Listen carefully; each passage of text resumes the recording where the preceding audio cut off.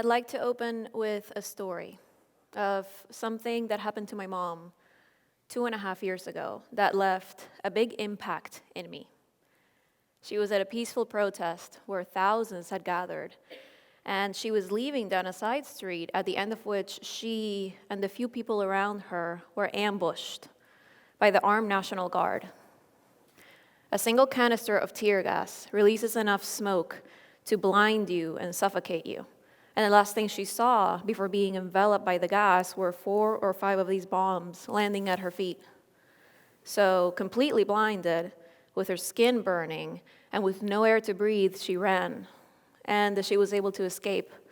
But later that day, we learned that a 20-year-old student was killed in that same ambush from a direct impact to the chest of one of these canisters. He was one of many who died in the protest of the summer of 2017 in Caracas, Venezuela, where I was born and raised, and where my mom lives. As scary as this story is, it is by no means uncommon. It's been repeated countless times by hundreds of people. Venezuelans have been protesting against the authoritarian government for 20 years, and it is often met with violent repression. The quality of life has worsened dramatically. Food and medicine is often scarce. Water shortages and power outages are normal. Street gang violence abounds, and hyperinflation has been in place since 2016.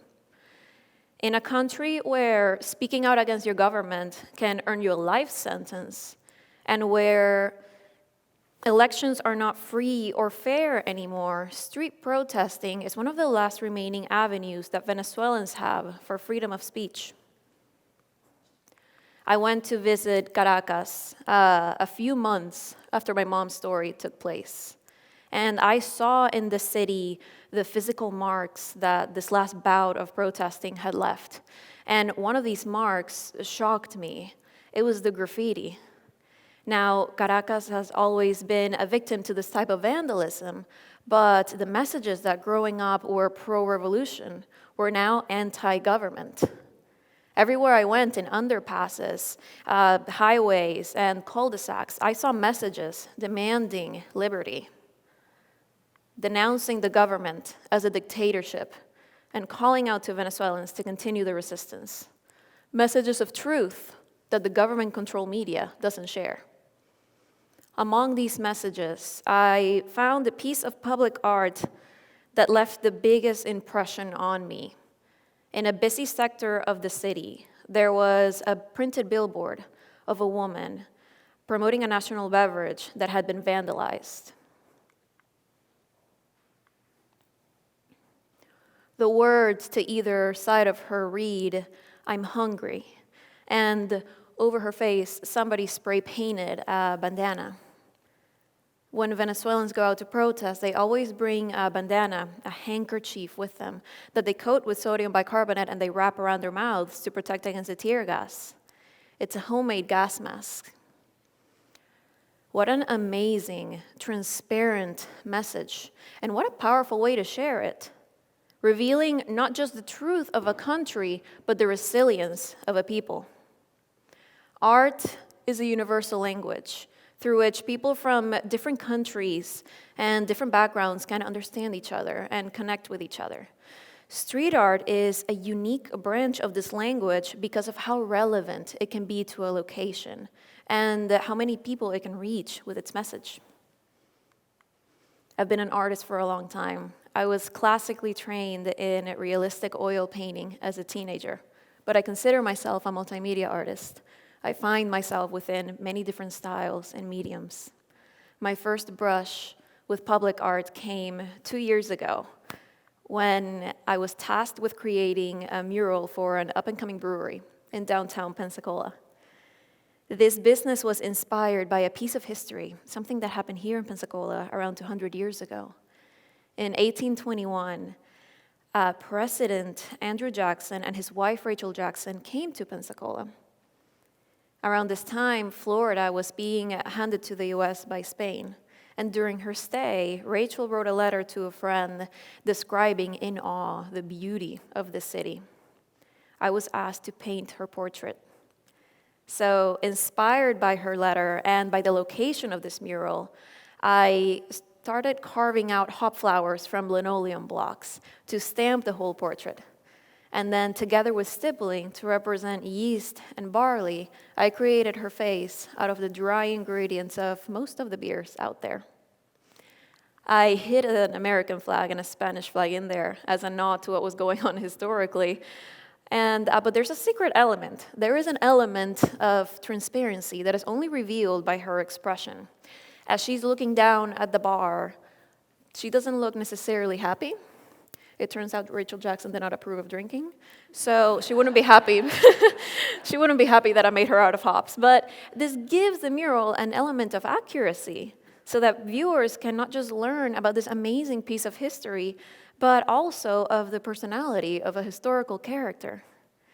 I learned that murals can be windows to a different time and also to a different place. I was down in Miami and I painted the storefront of an authentic Mexican tortilla factory. The owner wanted to share a piece of her culture through her business. So together we started coming up with popular cultural icons from Mexico. This research was incredible because it's a country that's given me many good friends. And through the research, I found how many of these icons we share with my culture.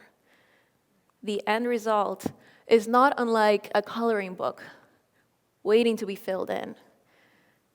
Every time a passerby walks by, they find something new. And when people from this culture see it, they are hopefully reminded of home.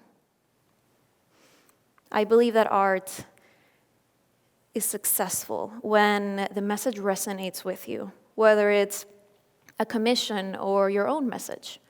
The first mural where I was not given any guidelines was at Pensacola Beach at an RV resort. There was a fence right by the water, and I was just asked to paint something beautiful. So the message was my own, but I still wanted to paint something that felt like it belonged in this environment, right next to the water and the white sand, surrounded by this lively beach ambiance. I knew I wanted to paint an animal that was local and that perhaps goes a little unnoticed or underappreciated. It didn't take me too long to find my protagonist, the ghost crab. They are native to Pensacola Beach, and I was fascinated when I learned that they changed their color to match their surroundings.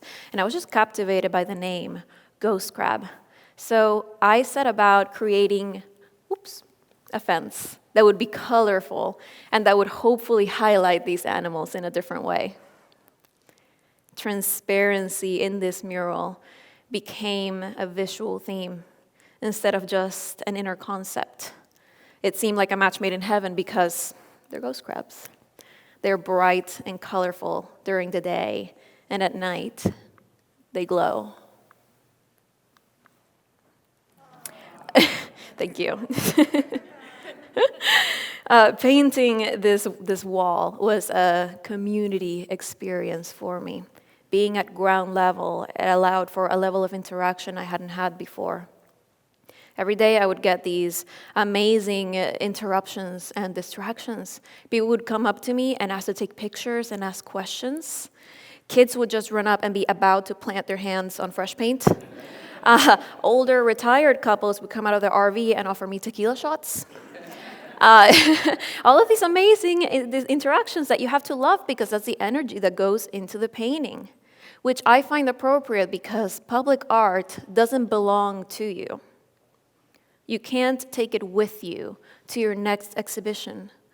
It belongs to the surface it's painted on and to the people that see it every day. It becomes part of the community, and public art is so powerful that it can even change the fabric of a community.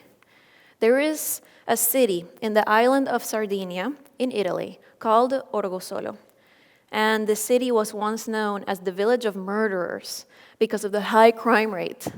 In the 60s, a group of artists started painting a mural as a form of protest, and then another one followed, and then another one, until murals were everywhere. It is nowadays a UNESCO World Heritage Site. Street art changed what this place was known for, from a place of violence to a place of art. Even in a place as chaotic as Venezuela, public art is being used for a greater purpose.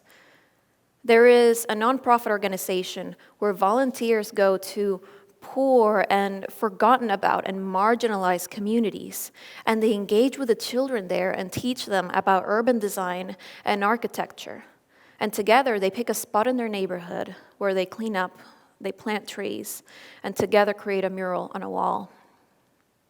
What this does is it creates a sense of identity, a sense of pride in your neighborhood and in your country despite the chaos.